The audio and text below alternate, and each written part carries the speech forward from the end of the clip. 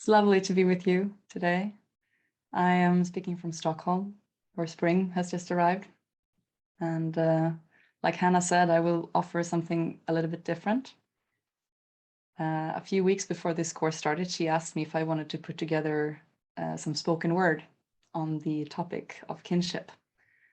So I have done that, and I'm very grateful for the request because it's been a beautiful process to get to reflect upon what kinship means and take it to heart, and then putting an effort into putting it into the language of poetry. So I enjoyed that a lot. And the text is called Kinship.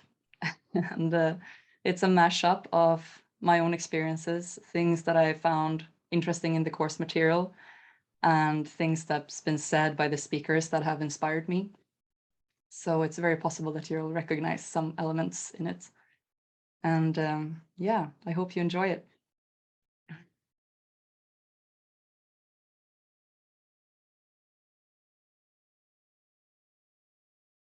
Among collapsing towers, made of sand, ripped from the womb and the soul of the land, humanity stands. Unable to solve problems he does not understand, man starts to mirror the catastrophe at hand. And casualties are major. People don't feel well. It's shown in their behavior. Everyone can tell how deeply it hurts to wake up to a truth so hard to sell. Many are unwilling to pay the cost of being fundamentally lost, forgetting that the ones who feel astray are the ones who finds a different way. Their heartbreak is a compass, their pain a price they pay. Deep down, hope and patience is wearing thin, and we're further away than we've ever been from feeling that we're kin. And the wound is lying awake at night, sending a feeling that something ain't right. And then the questions come to bite, like, what do I do when I'm part of what I try to fight? Am I a parasite or a being of light? And will humanity ever unite?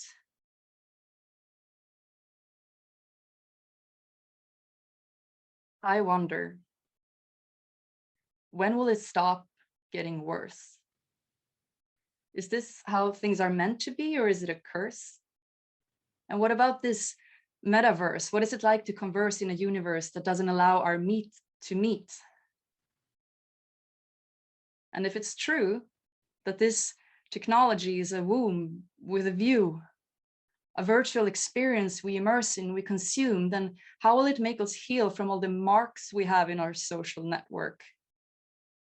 Weaving reasons not to notice, not to see how we're breaking the one who's caretaking while hunting for a trauma-free life, and how much we actually love Mother Nature and how much she misses us. And so we try to cope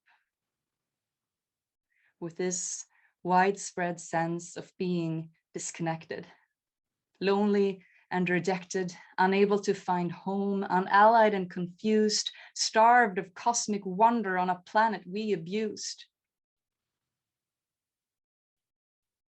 And when I strike the umbilical cord that links us humans with the world, the tune is in minor, a sad and somber violin playing a song called "Where is Our Kin?"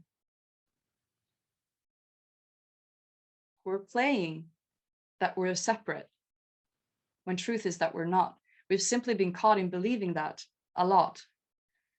We are not selfish cells buried in compact, lifeless shells. No, we're a meshwork of selfless selves. We are colonies, dwelling in parallel, dovetailing ecosystems. We were born to work together like two rows of teeth. Our crowns are linked above us, roots bundle underneath.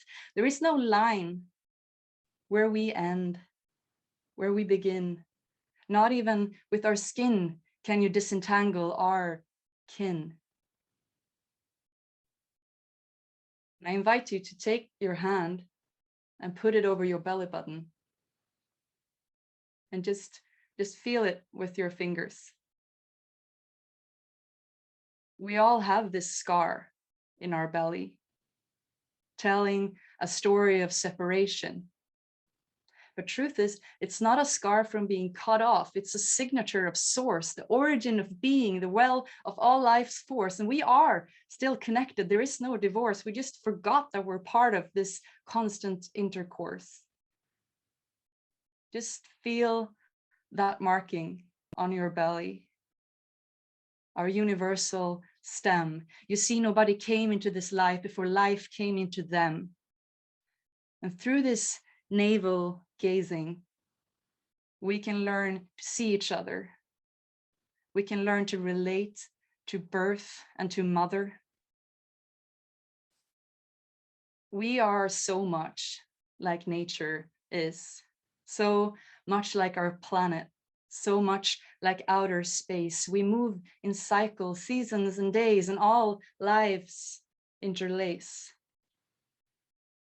We can never be islands in the ocean of existence. There is no actual distance, only fear and resistance. And as our sand-built structures are starting to cave in, we need to make kin.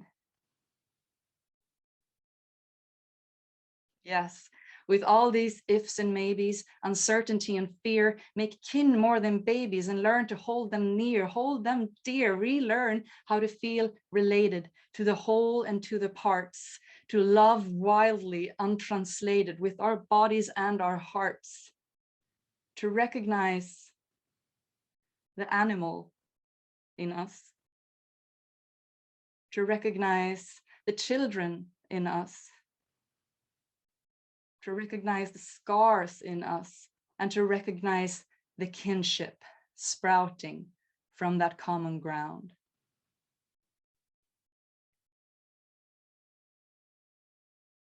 We need to be more human, she whispered in my ear. This voice of truth and wisdom all humans need to hear. We need to be more human. The thirst for it is strong. We want to be more human. We've been shut down far too long, and the lostness is no error. The heartbreak, it's not wrong, since there is nothing more human than wanting to belong. To be with this longing is a door. Only by passing through it will you find what you're looking for. Be with the longing to be human. We just want to be more human. We want to light a fire, smell the air, be with the people we love, to care, to kiss and to cry shakingly, to fail and face fears painstakingly, to look a stranger in the eye and know that I share so much of this world with them. Come, unity. Lead us into community. Let us remember through the memory of bone that we never have been and never will be alone. That beyond the doom and gloom, there is room for everyone and everything you have ever loved on the inside of your eyelids. Take refuge in the truth. There is kinship around you. Simply through being alive, it's something you're bound to. Through the air you breathe, the water you drink, you create this intimate link. And when you die, you will be put in the ground to rebirth through the earth. Let her surround you. You see, you're always a part and the whole. Know this deep within, and you will find the beautiful feeling of being kin. Thank you so much.